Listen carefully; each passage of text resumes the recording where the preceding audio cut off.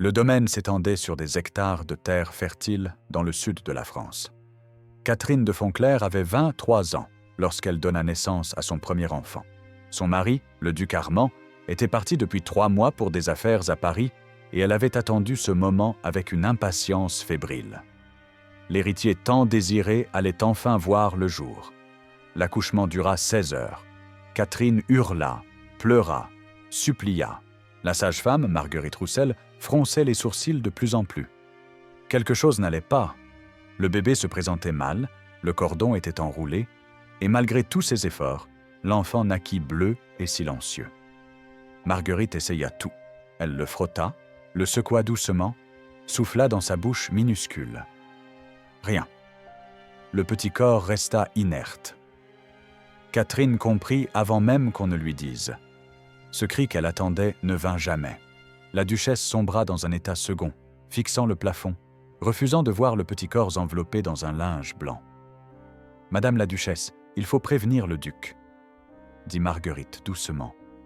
Catherine tourna brusquement la tête. « Non, personne ne doit savoir. » Marguerite recula, troublée. « Madame, le duc doit savoir. Il faut organiser. » J'ai dit non. La voix de Catherine était devenue tranchante. « Mon mari attend un héritier. Sa famille attend un héritier.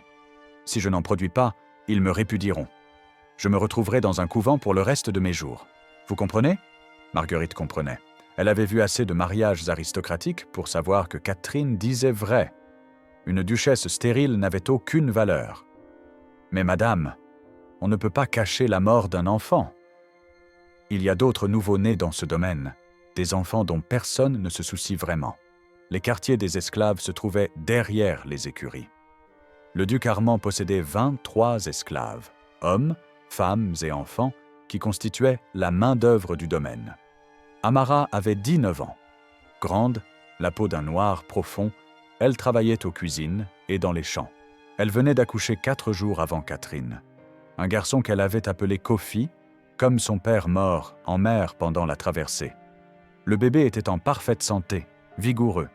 Marguerite descendit au quartier des esclaves ce matin-là, sachant ce qu'elle allait faire. Elle se détestait pour cela, mais Catherine ne lui laissait pas le choix. La duchesse avait été claire. Soit Marguerite l'aidait, soit elle se retrouverait accusée d'incompétence, peut-être même de meurtre. « Amara, j'ai besoin de ton bébé. » La jeune femme ne comprit pas immédiatement. Elle berçait Kofi, lui murmurant des mots en sa langue maternelle. Marguerite répéta en parlant lentement. Amara serra Kofi plus fort. Ses yeux s'élargirent de terreur. « Non, non, mon bébé, mon Kofi. » Marguerite sortit une bourse. « Tu auras de l'argent, tu seras affranchie. »« Libre ? Non, pas mon bébé !» 2 gardes entrèrent. Catherine avait prévu la résistance. Les hommes arrachèrent le bébé des bras d'Amara tandis qu'elle hurlait, se débattait, griffait. Ses cris résonnèrent dans tout le quartier des esclaves, mais personne n'osa intervenir. Marguerite prit le bébé qui pleurait et remonta vers le château. Derrière elle, les hurlements d'Amara déchirèrent l'air. C'était le son d'un cœur qui se brisait. Dans la chambre de la duchesse, le corps du bébé mort avait été dissimulé. Catherine attendait, pâle mais déterminée. Quand Marguerite entra avec Kofi, elle tendit les bras. « Donnez-le-moi. » Le bébé noir pleurait toujours. Catherine l'examina rapidement. Il était plus foncé que ce qu'elle avait imaginé. Mais dans la pénombre, on ne remarquerait peut-être rien les premiers jours. « Il faut que je l'allaite, » dit-elle soudain. « Madame, si on amène une nourrice, elle verra que ce n'est pas un enfant blanc. Si j'utilise une nourrice esclave, tout le domaine saura. La seule solution, c'est que je le nourrisse moi-même. Mais madame, personne dans votre rang. Je dirais que c'est une nouvelle mode parisienne, que les médecins recommandent aux mères de nourrir leurs enfants pour renforcer les liens. » Catherine déboutonna sa chemise et approcha le bébé de son sein. Kofi, affamé, cessa de pleurer et se mit à téter. Le lait commençait à couler. La nature suivait son cours, indifférente aux mensonges. « Que va-t-on faire de l'autre » demanda Marguerite. « Vous allez l'enterrer discrètement, dans les bois. Personne ne doit savoir qu'il a existé. » Catherine annonça la naissance de son fils, Henri, avec toute la pompe requise. Des messagers partirent pour Paris. Des messes furent célébrées. Les cloches sonnèrent pendant 3 jours. Mais Catherine gardait le bébé dans sa chambre, interdisant les visites. Elle prétexta que l'enfant était fragile. Le bébé avait la peau brune, définitivement plus foncée que celle de n'importe quel aristocrate français. Catherine ordonna qu'on ferme les rideaux en permanence, alluma des dizaines de bougies qui donnaient une lumière trompeuse et refusa obstinément toute visite. Amara, elle, sombrait dans le désespoir. Elle refusait de manger, de travailler, de parler. Elle restait recroquevillée dans sa cabane, les seins gonflés de lait, pleurant et appelant Kofi. Le contremaître perdit patience au bout de 3 jours. Il traîna Amara dehors et la fouetta publiquement. 20 coups de fouet qui la laissèrent inconsciente. Catherine entendit parler de l'incident. Elle ne fit rien. Amara n'était qu'une esclave. Armand de Fonclair revint de Paris 6 semaines après la naissance. Grand, le visage sévère, il débordait d'impatience de voir son héritier. « Où est-il ? Où est mon fils ?»« Dans ma chambre. Il dort. »« Alors allons-y. » Catherine posa une main sur son bras. « Il est encore fragile. Le médecin recommande de limiter les visites. » Armand fronça les sourcils. « C'est absurde. J'ai vu des paysans travailler au champ avec des bébés accrochés dans leur dos. Notre fils n'est pas un paysan. » Le duc examina son épouse. Elle avait maigri, des cernes marquées dans ses yeux. « Catherine, quelque chose ne va pas ? » ?»« Tout va bien, je suis simplement fatigué. » Dans la chambre sombre, Kofi dormait dans son berceau. Armand s'approcha et se pencha. Catherine retint son souffle. « Il est petit, » dit Armand. « Tous les nouveau-nés le sont. Et sa peau, elle semble sombre ?» Le cœur de Catherine manqua un battement. « C'est la lumière. Les bébés ont souvent un teint étrange les premières semaines. Le médecin dit que c'est normal. » Armand tendit la main, mais Kofi se réveilla et pleura. Catherine se précipita. « Il a faim. Je dois le nourrir. » « Appelle la nourrice. »« Je le nourris moi-même. C'est une nouvelle recommandation médicale. » Le duc la regarda comme si elle avait perdu la raison. « Catherine, les femmes de notre rang ne... Les médecins recommandent. J'ai lu cela dans un traité parisien. » Armand secoua la tête, dépassé. « Si tu le dis, mais je veux que le médecin l'examine demain. » Le docteur Philippe Arnaud avait 60 ans et servait la famille depuis 20 ans. Quand Catherine lui demanda d'examiner Henri, il comprit immédiatement qu'on lui cachait quelque chose. Le bébé était en parfaite santé, mais sa peau était indéniablement plus foncée. Le médecin examina l'enfant en silence. « Alors ?» demanda Catherine. « Madame la duchesse, puis-je vous parler en privé ?» Dans le salon, Catherine ferma la porte.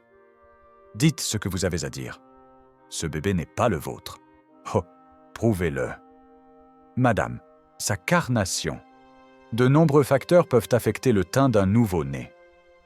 Ce bébé a du sang africain, c'est évident. » Catherine s'approcha jusqu'à ce que leurs visages soient proches. « Écoutez-moi, docteur Arnaud. Vous allez écrire un rapport certifiant que l'héritier est en parfaite santé. Vous allez expliquer au duc que certains bébés naissent avec un teint plus sombre qui s'éclaircit avec les mois, et vous allez oublier cette conversation. Et si je refuse ? Alors je révélerai que vous avez couvert les infidélités du duc pendant des années, que vous avez aidé sa maîtresse à avorter à 3 reprises, que vous avez falsifié des certificats. Vous passerez le reste de votre vie en prison, si vous avez de la chance. » Le médecin pâlit. Tout ce qu'elle disait était vrai. Il était piégé. Il rédigea son rapport, mentit au duc et vida 2 bouteilles de cognac ce soir-là. Catherine avait un problème. Kofi grandissait et sa peau ne s'éclaircissait pas. Les domestiques chuchotaient. Les visiteurs posèrent des questions. Le duc lui-même regardait son fils avec perplexité. Catherine prit une décision audacieuse. Elle fit venir Amara au château. « Je vais te proposer un marché, tu vas venir vivre au château, tu seras ma servante personnelle. En échange, tu pourras voir ton fils tous les jours. » Amara leva les yeux. Pour la première fois depuis des semaines, une lueur passa dans son regard. « Kofi, je peux voir Kofi. »« Oui, mais à mes conditions. Tu ne lui parleras jamais de qui il est vraiment. Tu ne révéleras jamais la vérité. Devant les autres, tu seras simplement une servante. Si tu trahis notre secret, je te ferai vendre aux plantations des Antilles où tu ne le reverras jamais. » Amara ne réfléchit pas longtemps. Voir son fils, même de loin, valait toutes les humiliations. « J'accepte. » Amara fut installée dans une petite chambre adjacente aux appartements de la duchesse. Le supplice était exquis et terrible. Elle pouvait voir son fils, entendre ses gazouillis, le regarder dormir. Mais elle ne pouvait pas le prendre dans ses bras, le bercer. Quand Kofi pleurait la nuit, c'était Catherine qui se levait. Quand il souriait, c'était vers la duchesse. Les mois passèrent. Kofi grandissait, devenait joyeux et curieux. Une nuit, alors qu'il avait 8 mois, il tomba malade. Une forte fièvre le secoua. Il vomissait et pleurait sans arrêt. Catherine, paniquée, appela le médecin. Il déclara qu'il s'agissait d'une infection intestinale, potentiellement mortelle. Catherine passa la nuit au chevet de Kofi, mais le bébé refusait son sein, se détournait, pleurait. Vers 3 heures du matin, épuisée, elle s'effondra. Amara, qui avait tout entendu, entra silencieusement. Elle prit Kofi dans ses bras. Le bébé se calma immédiatement. Amara commença à lui fredonner une berceuse dans sa langue. Un son doux qui sembla apaiser la douleur. Catherine la regarda, trop fatiguée pour protester.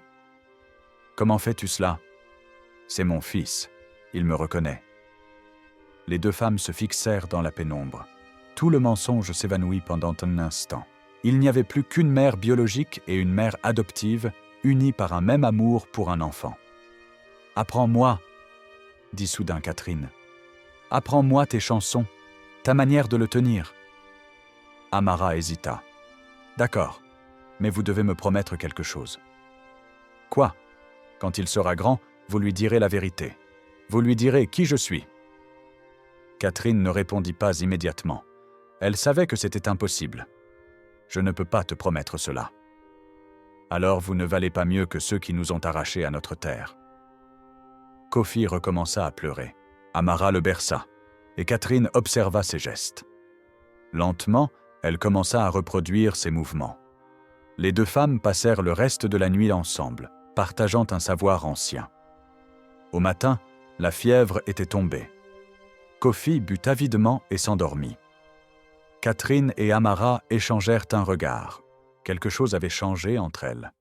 Ce n'était pas de l'amitié, mais c'était une forme de respect née de l'amour partagé pour un enfant. Le duc Armand insista pour que son fils soit baptisé selon toutes les traditions. Il invita la moitié de la noblesse régionale et fit venir l'évêque. Catherine ne pouvait plus reculer. Elle passa des jours à préparer Kofi. Elle l'habilla de blanc, le lava avec des produits éclaircissants, frotta sa peau jusqu'à ce qu'elle rougisse. Le jour du baptême arriva. L'église était pleine. Catherine avança, portant Kofi âgé de 10 mois.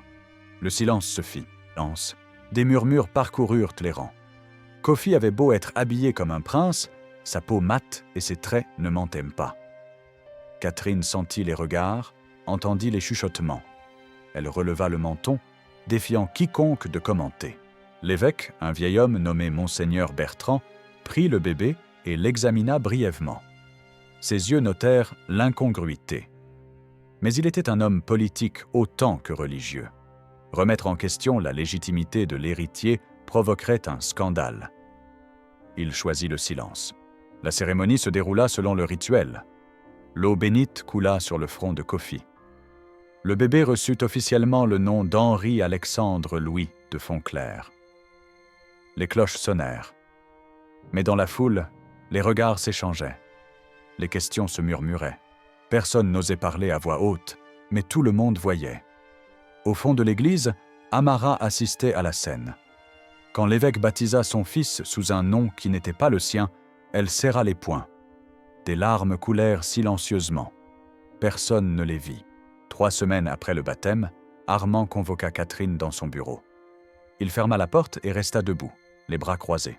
« Nous devons parler. »« À quel sujet ?»« Henri, notre fils, celui qui ne me ressemble en rien et qui fait jaser toute la région. » Les gens jasent toujours. « Ne me prends pas pour un idiot, je sais qu'il y a quelque chose d'anormal.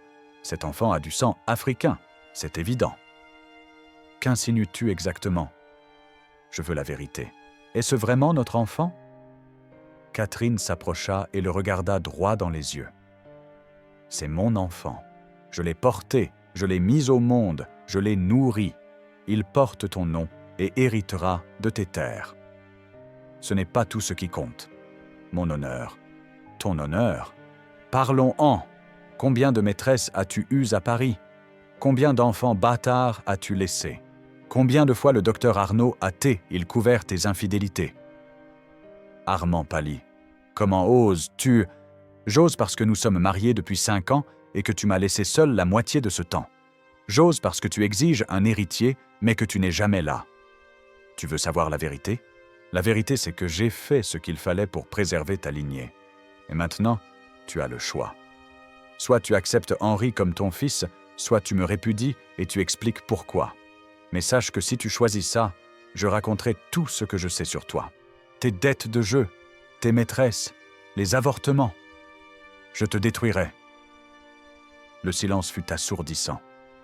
Armand fixait sa femme comme s'il la voyait pour la première fois. Tu me menaces? Je protège mes intérêts, comme tu as toujours protégé les tiens. Armand marcha jusqu'à la fenêtre. Il pensa à ses options. Répudier Catherine provoquerait un scandale. Ses propres secrets éclateraient. Ou il pouvait accepter la situation. Vivre avec le mensonge, c'était l'option la moins destructrice. Très bien. Henri est mon fils. Officiellement, légalement, définitivement. Mais ne me demande plus jamais de prétendre que je ne vois pas ce que je vois. Le duc quitta la pièce. Leur mariage venait de franchir un seuil glacial. Kofi grandit dans un monde étrange, coincé entre 2 identités. On l'appelait Henri. On lui enseignait les manières aristocratiques. Mais sa peau ne mentait pas, et les autres enfants le remarquaient. « Tu n'es pas vraiment blanc », lui dit un jour le fils du comte voisin. « Mon père dit que ta mère a couché avec un esclave. » Henri, qui avait 6 ans, courut vers Catherine en pleurant. Elle le serra contre elle. « Ne les écoute pas. Tu es mon fils. Tu es l'héritier de Fontclair. » Mais les mots blessaient. Henri devint un enfant solitaire qui préférait les livres aux autres enfants. Il trouvait refuge dans la bibliothèque. Amara, toujours servante, observait son fils grandir. Parfois, quand il était seul, elle s'approchait et lui parlait doucement. « Tu es plus fort qu'il ne le pense. Tu portes 2 sangs. Cela te rend spécial. » Henri la regardait avec curiosité. « Pourquoi tu es gentille avec moi alors que les autres ne le sont pas ?» Amara souriait tristement, parce que je sais ce que c'est d'être différent. L'enfant commença à chercher sa présence, à préférer sa compagnie. Catherine remarqua ce lien. Cela l'inquiétait et la soulageait. Henri avait 9 ans quand il posa la question qui terrifiait Catherine. Ils étaient dans le jardin, seuls. « Mère, pourquoi ma peau est-elle différente de la vôtre ?» Catherine sentit son sang se glacer. « Que veux-tu dire ?»« Ma peau, elle est plus foncée. Tout le monde le remarque. Les enfants se moquent. Même père me regarde bizarrement. Parfois, les enfants naissent avec des caractéristiques différentes de leurs parents. C'est la nature. Mais pourquoi moi? Ta différence te rend unique. » Henri fronça les sourcils. À 9 ans, il n'était plus naïf. Les serviteurs disent des choses. Ils pensent que je ne les entends pas, mais je les entends. Que disent-ils? Que je ne suis pas vraiment votre fils, que je viens des quartiers des esclaves. Le cœur de Catherine s'arrêta. Ce sont des mensonges. Tu es mon fils. Je t'ai porté, je t'ai nourri, je t'ai élevé. Henri la regarda longuement, puis acquiesça et retourna à ses jeux. Catherine savait qu'elle venait de gagner du temps, rien de plus. Cette nuit-là, elle fit venir Amara. Il commence à poser des questions. Je sais. Il m'a demandé pourquoi je le regardais différemment. Que lui as-tu dit? Rien. Que j'aimais tous les enfants. Mais il est intelligent. Catherine se prit le visage entre les mains. Je ne sais pas quoi faire. Amara s'approcha. Il y a une 3e option. Laissez-moi partir. Sans moi ici, il sera plus facile de maintenir l'illusion. Tu veux l'abandonner? Je ne l'ai jamais vraiment eu. Catherine réfléchit. Sans Amara, le lien avec la vérité disparaîtrait. Mais quelque chose en elle refusait. Non, tu restes. Henri a besoin de toi, même s'il ne sait pas pourquoi. Amara retira sa main. Vous êtes cruelle, madame, plus cruelle que tous ceux qui m'ont mise en chaîne. Peut-être. Mais nous sommes liés maintenant par ce secret. À 16 ans, Henri décida de mener sa propre enquête. Il interrogea les vieux domestiques. Une vieille cuisinière, après avoir bu, lâcha quelques bribes. « Ton baptême a fait scandale. Personne ne comprenait comment un bébé pouvait avoir ta couleur avec des parents comme les tiens. Et qu'est-ce que les gens disaient? Qu'il y avait eu substitution. » Henri chercha dans les archives. Il finit par trouver une discordance. Un bébé esclave né le même jour que lui, un garçon prénommé Kofi, dont la mère s'appelait Amara. Le sol se déroba sous ses pieds. Amara. Il relut le nom plusieurs fois. Il confronta Amara dans le jardin, loin des oreilles. « J'ai trouvé un registre. Un bébé né le même jour que moi. Ton bébé. » Amara pâlit. « Henri, je veux la vérité. » Elle le regarda longuement. « Qu'as-tu deviné? » « Que je ne suis pas qui je crois être. Que ma mère a fait quelque chose qui t'implique. » Amara ferma les yeux. Les larmes coulèrent. « Tu es mon fils, Kofi. La duchesse t'a pris à moi le jour de ta naissance parce que son propre enfant était mort. Elle t'a élevé comme un duc, mais tu es né esclave, né de mon corps. » Le monde d'Henri s'écroula. « Non, ce n'est pas possible. Regarde-moi, regarde mes yeux, regarde ta peau. Tu sais que c'est la vérité. » Henri se dégagea violemment. « Tu mens !» Mais il savait qu'elle disait vrai. Tout s'expliquait soudain. Il s'enfuit en courant, laissant Amara seule. Henri fit irruption chez Catherine. « C'est vrai? Je suis le fils d'Amara ?» Catherine se leva lentement. « Henri, réponds-moi. Tu es mon fils. Je t'ai élevé. Je t'ai aimé. Ce n'est pas ce que je demande. » Il hurla. « Suis-je sorti de ton ventre ou de celui d'Amara ?» Le silence fut éloquent. Catherine baissa les yeux. « Mon fils. Mon vrai fils est mort le jour de ta naissance. Il n'a jamais respiré. J'ai fait ce que je pensais nécessaire pour survivre. Tu m'as volé. Tu as volé un bébé à sa mère. Je t'ai sauvé. Tu aurais grandi esclave, fouetté, vendu. Je t'ai donné une vie de privilège. Tu m'as donné une vie de mensonge. Toute ma vie, j'ai su que quelque chose clochait. Et maintenant, je sais pourquoi. Je ne suis à ma place nulle part. Je ne suis ni noble ni esclave. Je ne suis rien. Tu es Henri de Fonclair, héritier de ce domaine. Non, je suis Kofi, fils d'Amara. » Catherine s'approcha, mais il recula. « Henri, écoute. Oui, tu es né d'Amara, mais je t'ai nourri de mon lait. J'ai passé des nuits blanches quand tu étais malade. Je t'ai aimé comme mon propre enfant parce que tu es mon enfant. Tu appelles ça de l'amour? M'arracher à ma vraie mère, la forcer à me regarder grandir sans pouvoir me reconnaître? J'ai fait ce que je devais faire, pour te protéger, toi. » Henri quitta la pièce en claquant la porte. Les jours suivants furent un calvaire. Henri refusait de voir Catherine. Le duc Armand découvrit ce qui s'était passé. Catherine dut tout avouer. Sa colère fut monumentale, mais elle se transforma en résignation. Que pouvait-il faire? Révéler le scandale détruirait sa famille. Une nuit, Amara entra dans la chambre d'Henri. Elle portait un petit sac. « Je pars. » Henri se retourna.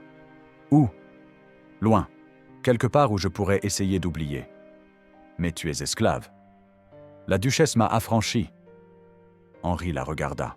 Cette femme était sa mère, mais elle lui était étrangère. « Reste. »« Pourquoi? »« Parce que j'ai besoin de comprendre. Qui tu es? Qui je suis ?» Amara secoua la tête. « Tu ne peux pas être les deux, Kofi. Tu dois choisir. Soit tu es Henri, l'héritier, et tu continues la mascarade. Soit tu es Kofi, mon fils, et tu renonces à tout. Et si je ne veux être ni l'un ni l'autre, alors tu seras malheureux toute ta vie. » Elle s'approcha et posa une main sur sa joue, comme elle avait rêvé de le faire pendant 16 ans. « Je t'aime. Je t'ai toujours aimé. Chaque jour où je t'ai vu grandir sans pouvoir te reconnaître était une torture. Mais Catherine t'aime aussi, à sa manière. Elle a fait quelque chose de terrible, mais elle l'a fait en partie pour toi. Comment peux-tu la défendre? Je ne la défends pas. Je constate que l'amour prend parfois des formes cruelles. » Amara embrassa son front. « Où iras-tu? » demanda Henri. « Vers le nord. Il y a des communautés d'affranchis là-bas. Et si je voulais te suivre ?» Amara sourit tristement. « Tu ne le feras pas. Tu as grandi dans le luxe. Tu ne survivrais pas une semaine dans le monde où je retourne. Vis ta vie, Henri. Ou Kofi. Peu importe le nom. Vis simplement. » Elle partit dans la nuit, laissant Henri seul. 20 ans plus tard, Henri de Fontclair, devenu duc, gouvernait le domaine avec rigueur.